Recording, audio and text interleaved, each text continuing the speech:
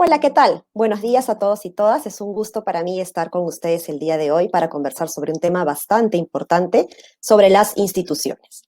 Las instituciones son las reglas de juego que tenemos y que promueven o restringen comportamientos y que nos permiten convivir como sociedad. Permanentemente decimos que las instituciones son débiles, pero quizás no tengamos tan claro de qué hablamos cuando hablamos de institucionalidad pública. En este caso, las instituciones nos dan ciertos parámetros que permiten luego el diseño y sobre todo la adecuada implementación de las políticas públicas en los países. El día de hoy hablaremos de dos temas muy importantes vinculados a cómo fortalecer nuestra institucionalidad. Por un lado, tenemos al sistema de partidos políticos, los cuales los partidos políticos son la puerta de entrada, de alguna manera, de los ciudadanos al poder y a la esfera de la toma de decisiones públicas. Y por otro, ya desde adentro de las propias instituciones públicas, hablaremos sobre las reformas que necesitamos para fortalecer nuestro recurso humano más importante del país, el cuerpo de servidores y funcionarios públicos. Para ello contaremos con dos ponentes que nos traerán reflexiones y propuestas muy interesantes al respecto. Están con nosotros María Alejandra Campos, politóloga, y Alfredo Bulart, fundador de Fala Ezcurra Abogados. Adelante, María Alejandra. Muchas gracias, Alexandra, y gracias a todos por conectarse a esta sesión. Desafortunadamente me toca hablar de un tema poco grato, sobre todo en la coyuntura que hemos vivido en los últimos años, pero es un tema que merece ser discutido porque al menos hay que revisar qué opinamos y en qué situación están los partidos políticos. Voy a compartir mi pantalla, espero que funcione.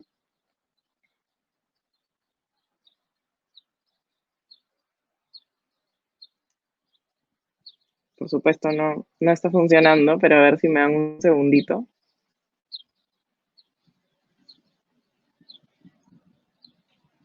No. Si los amigos de IPADE me ayudan proyectando, sería ideal. Bueno.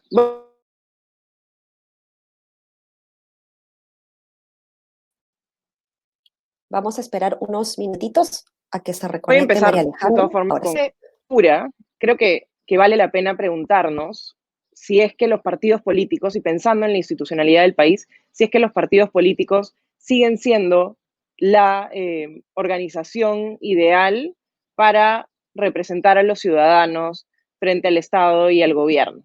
Todavía está vigente este modelo de organización.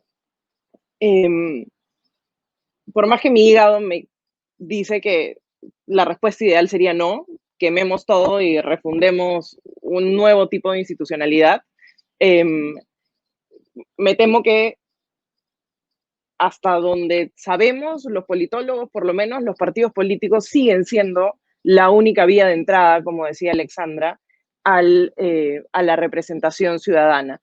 ¿Por qué? Porque otro tipo de representación, como representaciones gremiales, sindicales o más pequeñas, terminan generando un nivel de caos y de descoordinación que hace ingobernable el país. Sin embargo, sí queda claro que los partidos tal como los conocemos ahora no son instituciones que sean viables. De hecho, están al borde de la extinción casi por lo poco cercanos a la ciudadanía que se han vuelto. Si ven las últimas encuestas que se publican de intención de voto, claramente estos partidos no representan a nadie o representan a muy poco. Incluso si vemos los resultados electorales del 2020, la verdad es que el partido más votado tuvo apenas 8%, 8.4% de los votos emitidos, que no es nada. Entonces, partamos de la premisa de algo que todos sabemos, que es que estamos viviendo en los escombros de este sistema de partidos que alguna vez tuvo el país. Y a sabiendas de eso, se intentó lanzar una reforma política, que es la que todos conocen como la Comisión Tuesta, y esta reforma política buscó, digamos, sacar los escombros de esta casa, llamémosle, de partidos políticos, sacar los escombros y tratar de reconstruir algo más ordenado y más sólido que no se desplome a la primera brisa. De hecho, la Comisión Tuesta estuvo formada por los mejores politólogos del país. Yo no me atrevería a decir que sé ni la décima parte de lo que saben Fernando Tuesta, Martín Tanaka, Milagros Campos, Paula Muñoz o Jessica Benza, pero sí creo que hay un tema de perspectiva, y este es el punto que quiero hacer, que podría añadirse a la visión de la reforma política, y es que mientras los seres que habitan en los escombros de nuestro partido político sean los que tienen que decidir que esos partidos cambien, el cambio es inviable, porque no tienen ninguna motivación para llevarlo a cabo. De hecho, están cómodos viviendo en la oscuridad y la humedad debajo de los escombros, y mientras se quede así, la verdad es que están sumamente contentos. Si es que no se puede reformar desde adentro, creo que lo que se tiene que hacer es pensar hacia afuera. Es decir, no reformar los partidos pensando en que se vuelvan mejores instituciones para representar a la población, sino pensar en cómo o en qué tipo de instituciones está buscando la población para insertarse en la política. ¿Cómo hacemos? ¿Qué tipo de instituciones quieren los ciudadanos para poder animarse a participar en política? Voy a ver si es que ahora sí ya puedo compartir.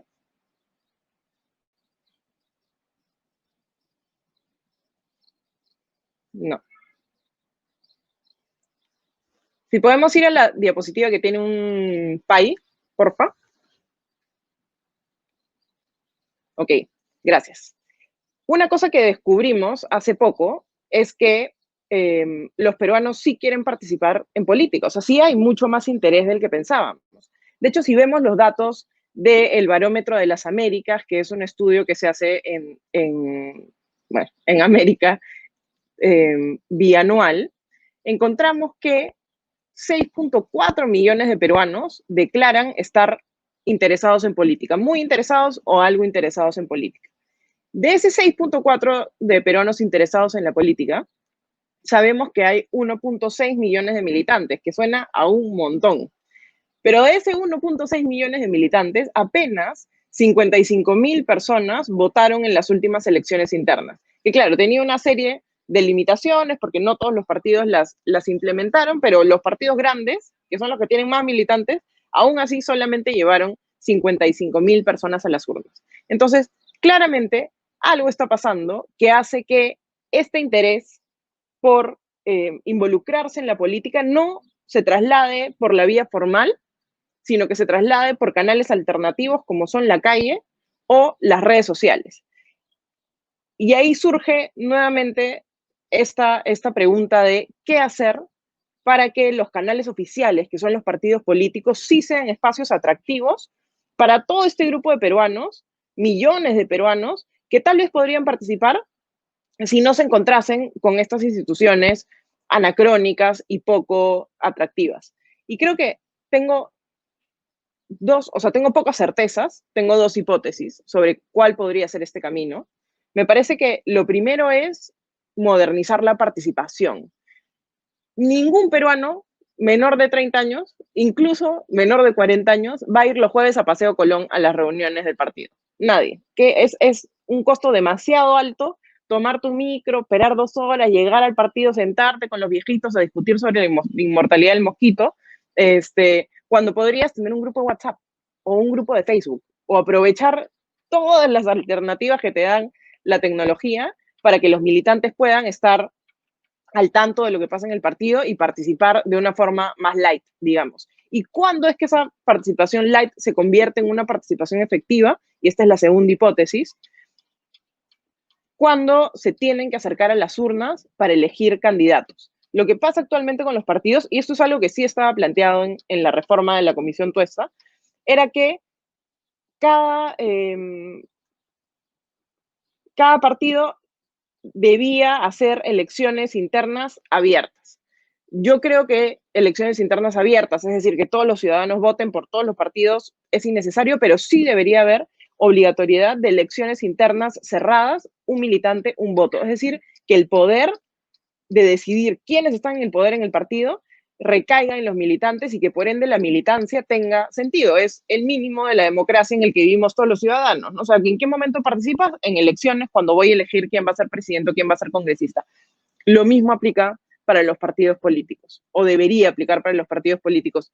Y dejo ya la última diapositiva, porfa, gracias, con la pregunta que estaba planteando a lo largo de esta conversación, para que lo piensen ustedes también, ¿no? ¿Qué tendría que pasar para que participes en un partido político? ¿Y cómo es que esa reforma debería estar pensada no para añadirle requisitos a los partidos, sino probablemente para simplificar los requisitos que un ciudadano tiene que cumplir y que un partido tiene que cumplir para acercarse a la ciudadanía? Muchas gracias. Excelente, María Alejandra, muchas gracias. Vamos a pasar con las preguntas después. En este momento vamos a pasar con Alfredo Bular para tratar el tema de servicio civil. Adelante, Alfredo. Bueno, buenos días. Muchas gracias por estar conectados. Muchas gracias por haberme invitado. Vamos a conversar un poco sobre qué hay que hacer desde el punto de vista de la institucionalidad necesaria para el Estado. Voy a compartir mi pantalla. No sé si funciona. Creo que tampoco funciona. No sé si podrían compartirla desde la organización. Sí, porque no está funcionando.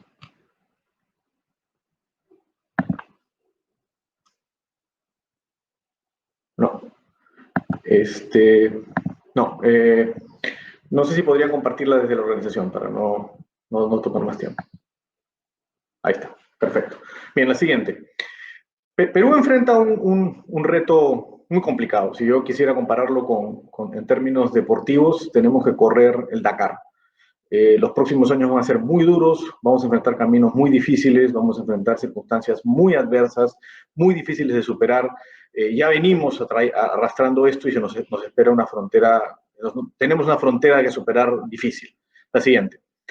Y claro, todos quisiéramos tener el mejor piloto, queremos tener a Carlos Sainz que ganó el Dakar en el año 2020. Y estamos pensando en el piloto. Hoy día se nos vienen las elecciones y estamos pensando quién va a conducir el automóvil del Perú durante los siguientes años. Y quién va a poder superar los retos que esta carrera genera. Pero acá viene el problema, la siguiente. Ese es el carro que tenemos. Es decir, tenemos una infraestructura institucional muy deteriorada, donde la verdad el piloto no es tan importante si es que no resolvemos algunos problemas antes. Vamos a tener problemas en escoger un buen piloto, sin duda. Creo que el panorama electoral que tenemos no es el mejor, pero creo que el problema principal que tenemos no es ese. El problema principal que tenemos es que no tenemos automóvil. La siguiente.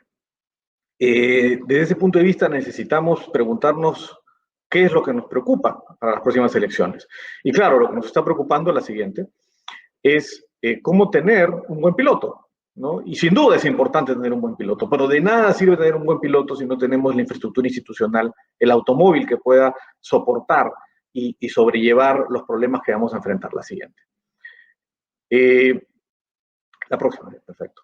Entonces, ¿qué nos debería preocupar? Y yo diría que la preocupación principal que deberíamos focalizarnos en los siguientes años, la siguiente, es cómo tener un equipo de mecánicos que pueda poner a punto el automóvil que necesitamos, hacer las reparaciones que tienen que hacerse, etc.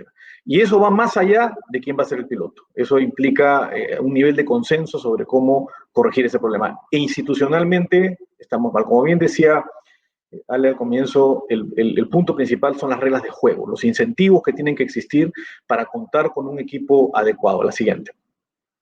Y aquí les pongo un ejemplo claro. Esto es una comparación entre lo que gana un CEO de una empresa regulada y lo que ganan las cabezas de los organismos reguladores. Y hay un abismo, hay una marca muy difícil. Uno debería decir que si yo voy a regular a una empresa, la cabeza de esa institución debería por lo menos tener un ingreso similar al del CEO. Usualmente en la mayoría de países no es igual, es un poco menor, pero por lo menos algo cercano. Y estamos bastante lejos. Y eso afecta sin duda la capacidad institucional y afecta sin duda la capacidad de poder enfrentar y manejar las instituciones necesarias para que el país camine. La siguiente. Y si nos comparamos con nuestro... la siguiente, la siguiente, esta.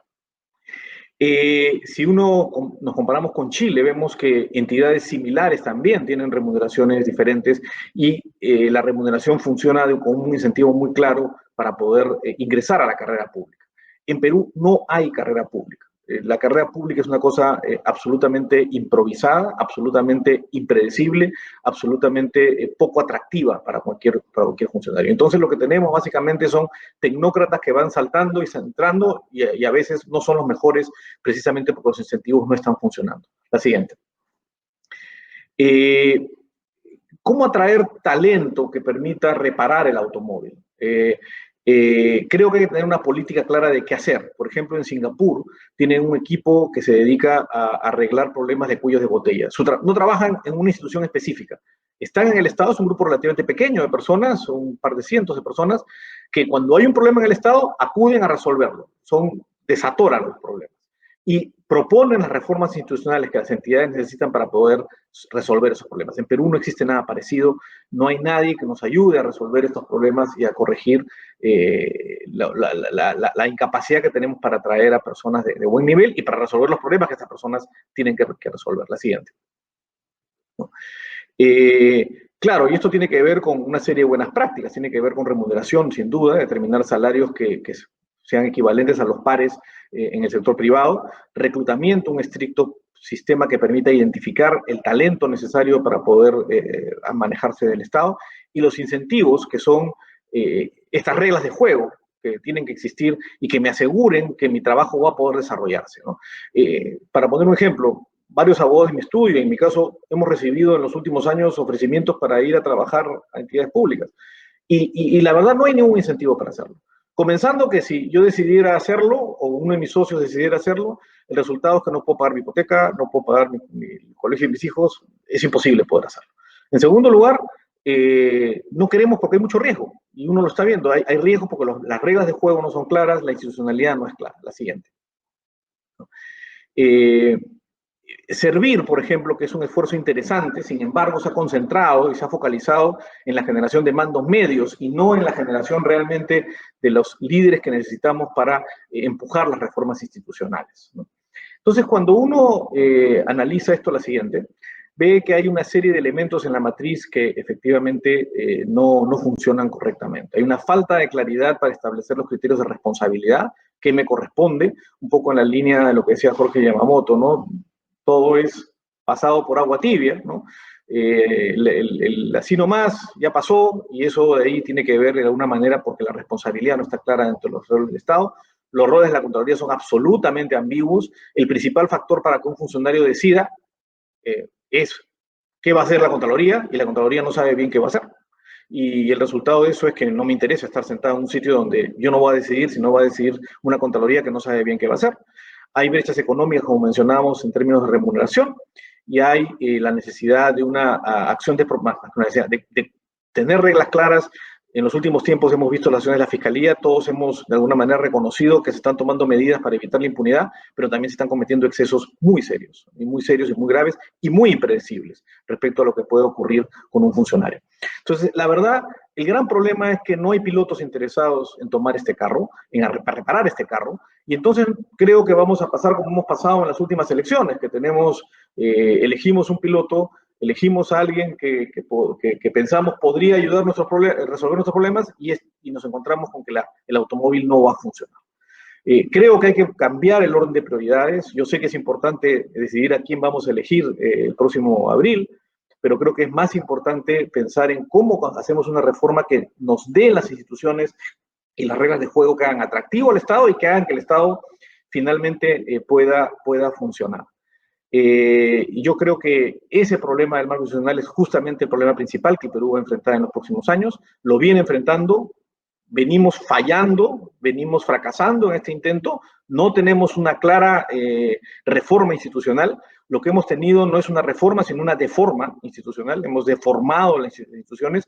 Los pocos instituciones que habían en el Perú están siendo atacadas, destruidas y socavadas en los últimos años.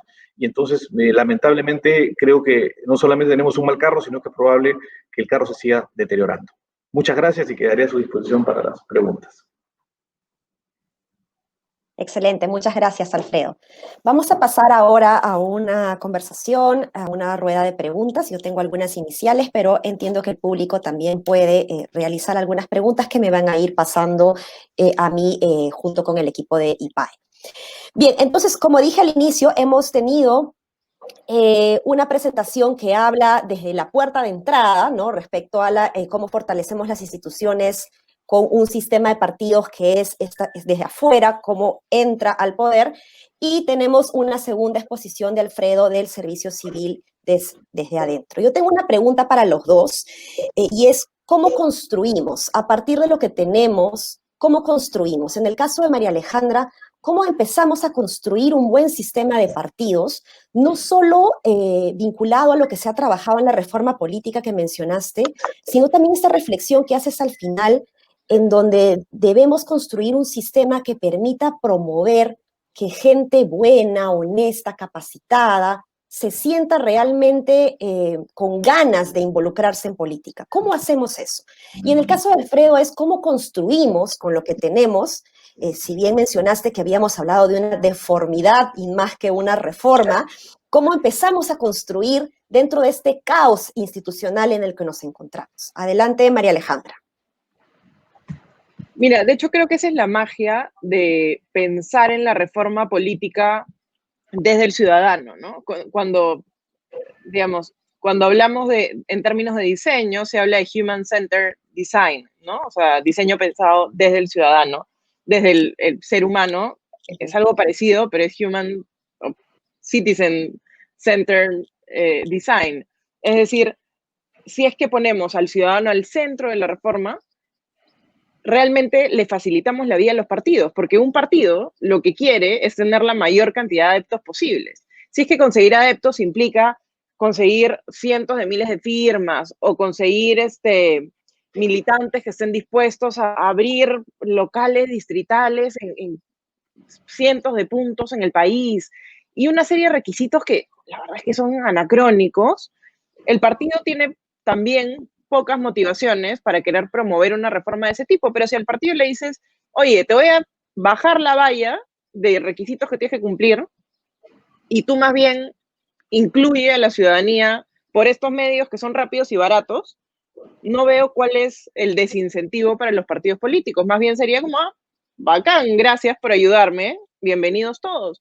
El truco está, digamos, el truco democrático está en que al bajar la valla, permitirle a los partidos reclutar con mayor facilidad a ciudadanos y darle el poder a los ciudadanos una vez que están dentro del partido de elegir a sus representantes, entonces es como un caballo de Troya de la democracia. Una vez que ya los ciudadanos están dentro, las cúpulas pierden poder. Y creo que esa es la idea. Sigue conveniéndole a los partidos porque saben que están al borde de la extinción y saben que tienen que hacer algo para sobrevivir.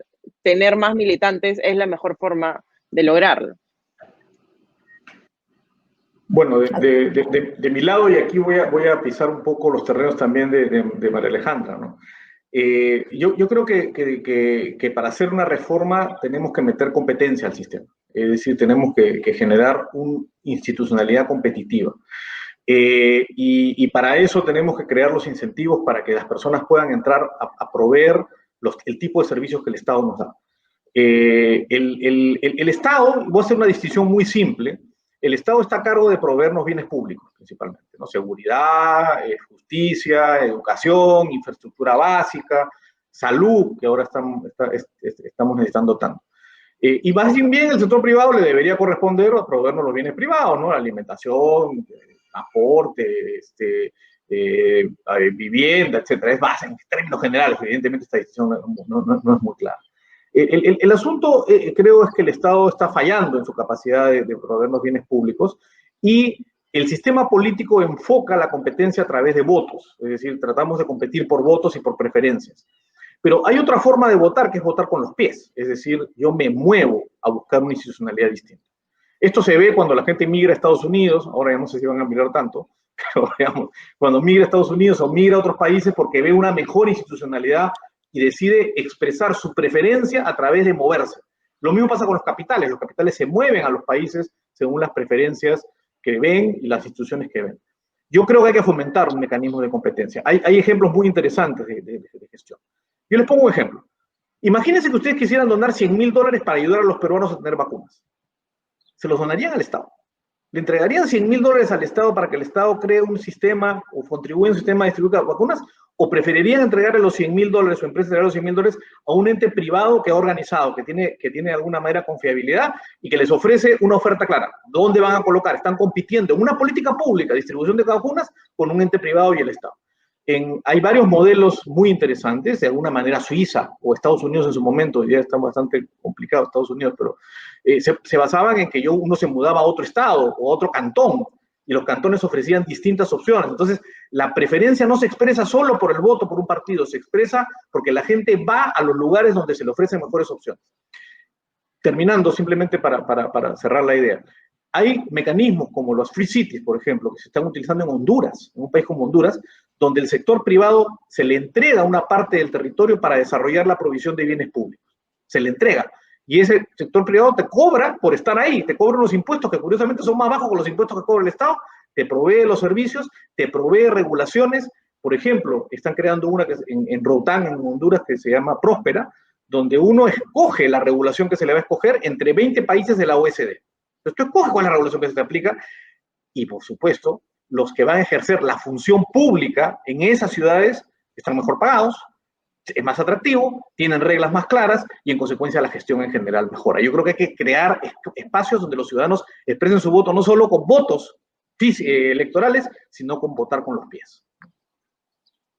Genial, muchas gracias. Creo que es importante sumamente eso, ¿no? Este call to action, esta necesidad de que los ciudadanos también pueden empezar a aportar en las reformas.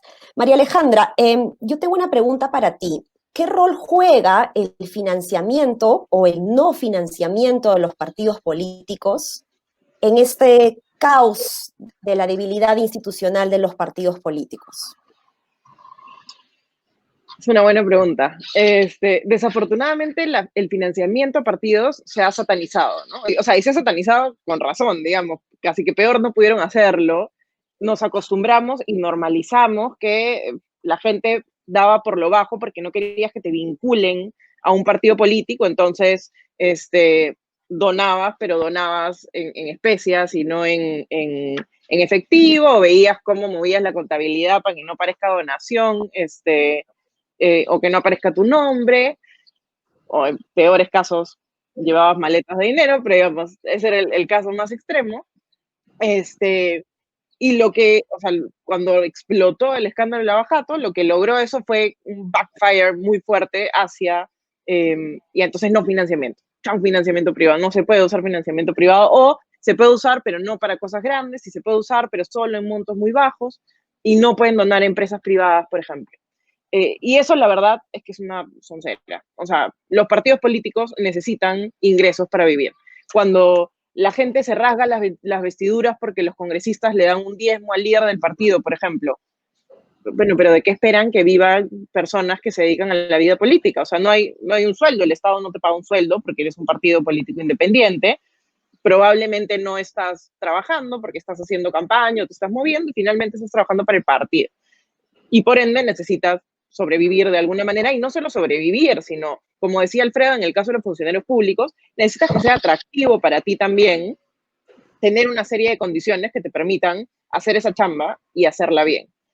Creo que lo que se necesita es sincerar y transparentar. O sea, sincerar el hecho de que los partidos no pueden vivir sin financiamiento y que los que tienen la plata para financiar son las empresas privadas. O sea, de rifa en rifa o de pollada en pollada, ningún partido político va a poder hacer una campaña.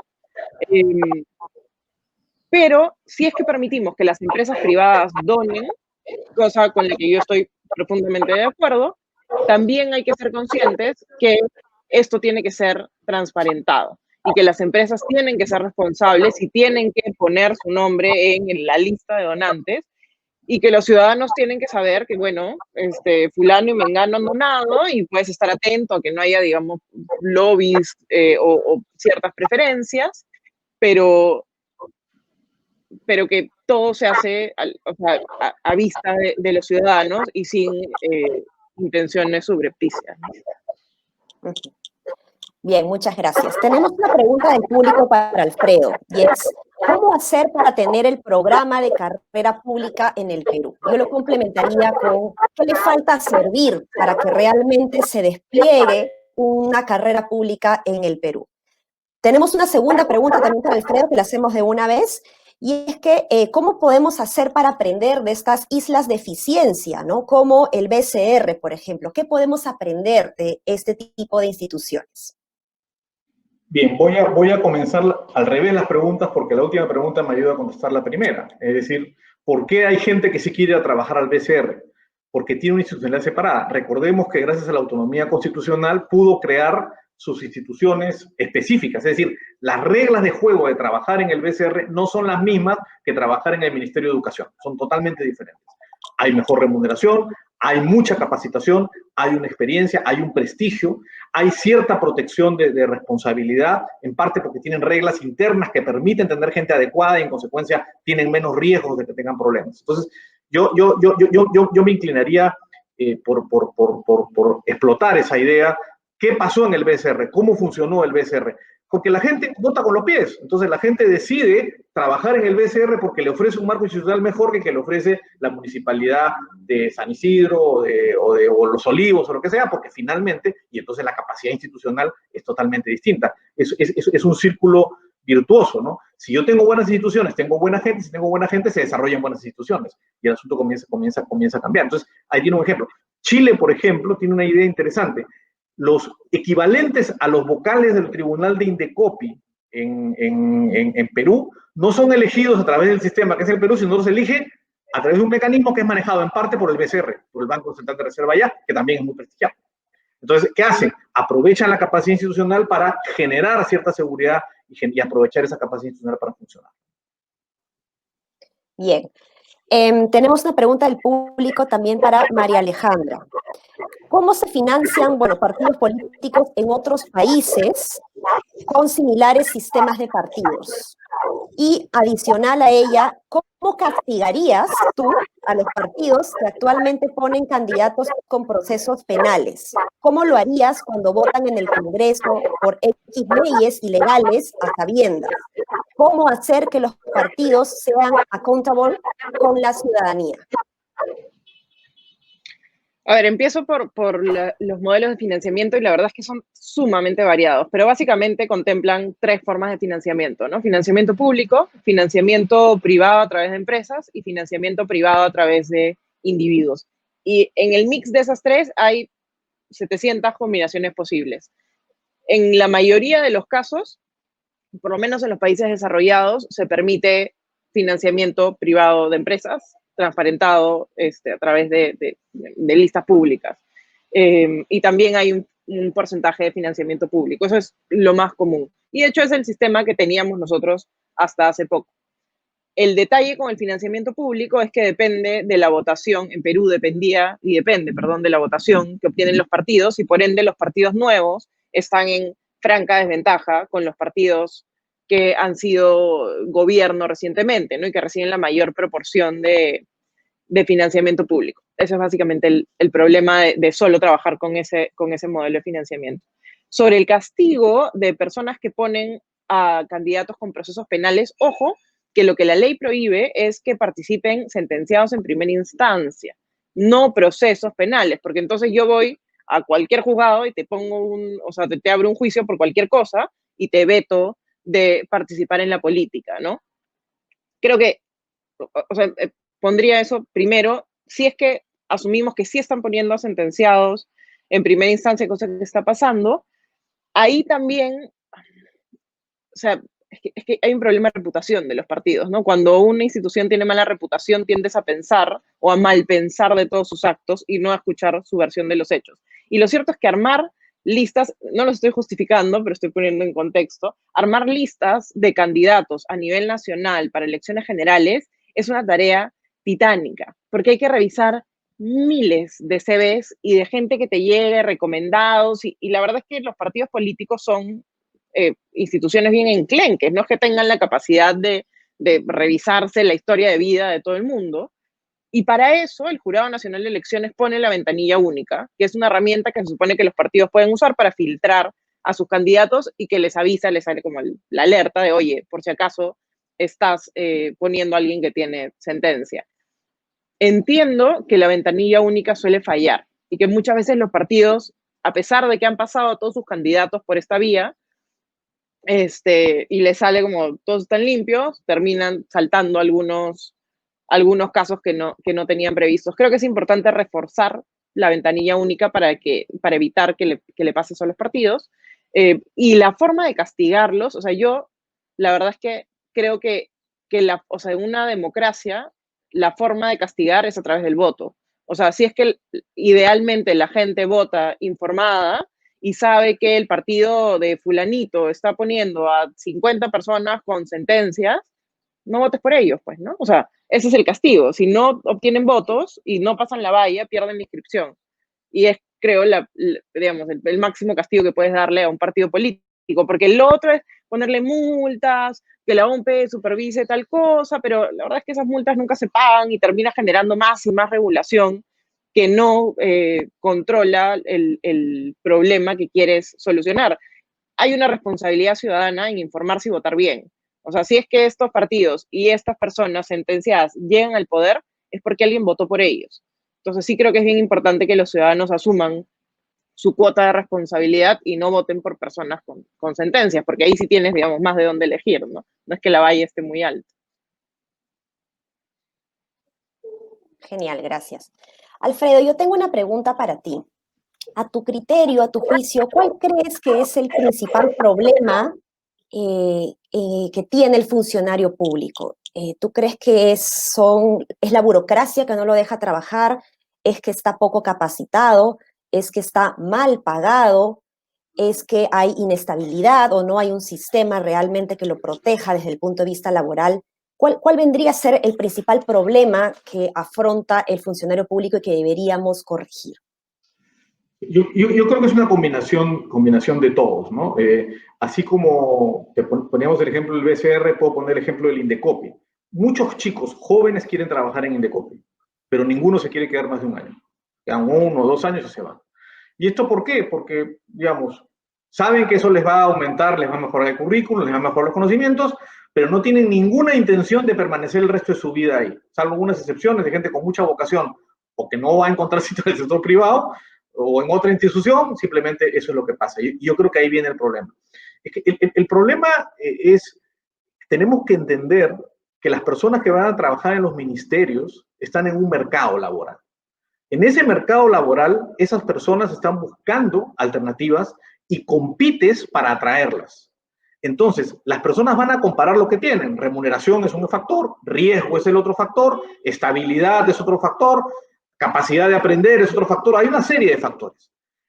Aquí yo creo que hay un error. Tendemos a generar una distinción entre lo privado y lo público.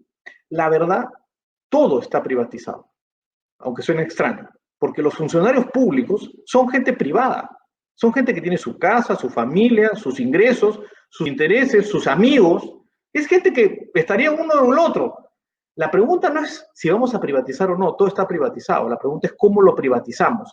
En el caso de la carrera pública o de los funcionarios públicos, esa privatización ocurre a través del sistema de incentivos que se crean. Las personas entran a un marco institucional que les da seguridades y que además les da reglas de conducta. Entonces, no es que el día que sale publicada la resolución en el peruano que te nombra como funcionario, el Espíritu Santo desciende y te cambia el chip y te vuelves una persona pública. Sigues teniendo problemas de amigos, de familia, de ingresos, que tienes que resolver. Entonces, si tú no creas un marco que sea competitivo con el resto, esas personas deciden irse a otro lado, ¿no? Y yo creo que tu pregunta es una enumeración de algunos de los factores que determinan que esto sea así. En síntesis, la institucionalidad del Estado no es competitiva en el mercado de atraer talentos. No lo es. No lo es. Y como no lo es, entonces terminamos o con gente con mucha vocación, pero que no está dispuesta a sacrificar toda su vida, o personas que no tienen la mejor capacidad para hacer lo que tienen que hacer. Genial, muchas gracias. Tenemos una última pregunta para María Alejandra y luego una pregunta final para ambos. Hoy en gestión una encuesta le da 13% al primer candidato, 6% al segundo y 50% de blancos o no saben. Con este panorama, más de 60% de informalidad, más de 70% en realidad, y el nivel de corrupción existente, ¿cómo enfrentamos el problema de la institucionalidad del Estado? Está fácil la pregunta. Este, a ver, en un minuto. Creo que es una combinación de múltiples factores, que es lo que hemos estado conversando, ¿no? Es, sin embargo, un reto muy grande, muy grande, lograr generar avances en un contexto en el cual, o sea, pensando en los próximos 5 años, vamos a tener un presidente débil por default, porque claramente nadie quiere votar por nadie. O sea, si es que hubiese algún candidato interesante, ya tendría 20% de intención de voto. Ahorita no la tiene. Entonces, la gente que empiece a moverse de acá hasta abril se va a mover hacia su peor es nada o hacia el mal menor, que es a lo que estamos acostumbrados. Pero normalmente el voto duro de los candidatos que van arriba es mucho mayor que el voto duro actual. Entonces vamos a tener un contexto en el cual tenemos un presidente débil, con un partido débil, porque va a ser un partido débil, institucionalmente débil, porque todos son débiles. Además, una institucionalidad, un Congreso sumamente fragmentado, lo cual implica que también hay una bancada débil y costos muy altos de negociación en el Congreso, además de la pandemia, el rebrote, el aumento de la informalidad, digamos, producto de la pandemia, el aumento del desempleo y el aumento de la pobreza. En ese combo hay que conseguir encontrar el caminito para lograr hacer avances institucionales que nos permitan salir de este círculo vicioso de desgaste institucional en el que hemos entrado en los últimos 15 años.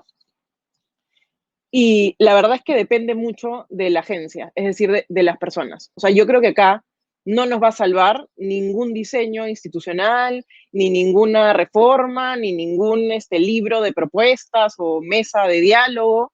Acá se trata de encontrar peruanos y peruanas que quieran ejercer liderazgos positivos y que quieran guiar al país por un mejor camino, porque es lo único que nos queda. Y por eso es que me parece sumamente importante que este gobierno de transición tenga éxito.